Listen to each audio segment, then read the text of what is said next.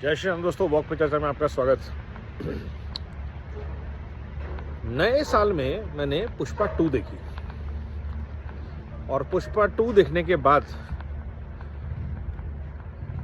Picture मुझे बहुत ज़्यादा अच्छी नहीं लगी, बट उसके सीक्वेंसेस बहुत इम्पॉर्टेंट हैं और डिफरेंट हैं। क्यों?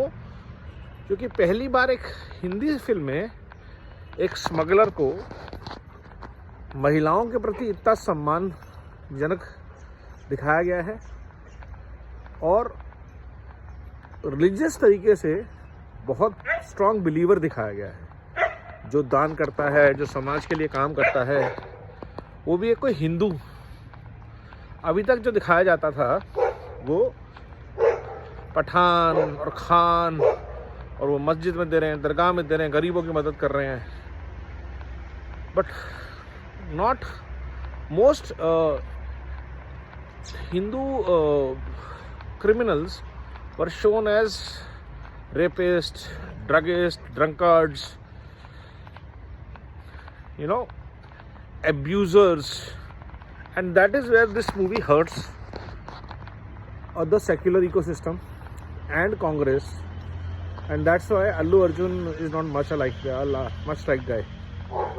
खास तौर पे जो ट्रेडिशनल सनातनी सीक्वेंसेस हैं, जैसे jatra, he dressing up as a female, he standing up for the safety of females and thrashing them, though he is dancing and enjoying, but never he is abusive.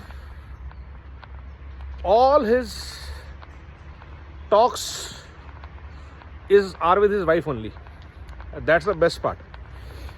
Between a couple, husband wife, there are a lot of talks with sexual innuendos, but never with any woman outside the family or his spouse is he talking abuse. So in terms of respect for women, in terms of Sanatani value systems, from Pushpa 1 to Pushpa 2 there is a huge upgrade. His wife is a regular, and the most important thing is the influence of his wife and mother on that character. So अगर एक माँ अच्छी है या एक बीवी अच्छी है, तो एक स्मगलर को भी रिलीजियस और वैल्यू सिस्टम दे सकती है. You see that difference of Pushpa 1 to Pushpa 2. पहली बार किसी फिल्म में एक हीरो दिखाया गया है जो ये बोलता है कि मेरी बीवी जो कहेगी मैं वो करूँगा और उसके बेसिस पे मैं राइज करूँगा, क्योंकि मैं यहाँ तक आया ही उसके चक्कर में हूँ. सो दैट इज़ अगेन एक जो टिपिकल मिथ है कि हर लड़ाई के पीछे एक औरत का हाथ होता है. पहले कहते थे हर एक मर्द की तरक्की के पीछे औरत का हाथ होता है. उस थॉट को दोबारा मैनिफेस्ट किया है एक बहुत ही डिफरेंट वे से. That what if love pushes you, where can you reach. So these are the few things, few takeaways. Of course, the action is fantastic, unimaginable violent sequences and all that is fine, and his growth and his ambition. But ये दो मेरे की take away लगे मुझे इस picture से. एक culture, दूसरा respect for women, and that grows as he grows. His daan, his participation, his belief in the rituals. And yet there is a pain of not able to get the name of the family and all. So overall full Sanatani valued led picture.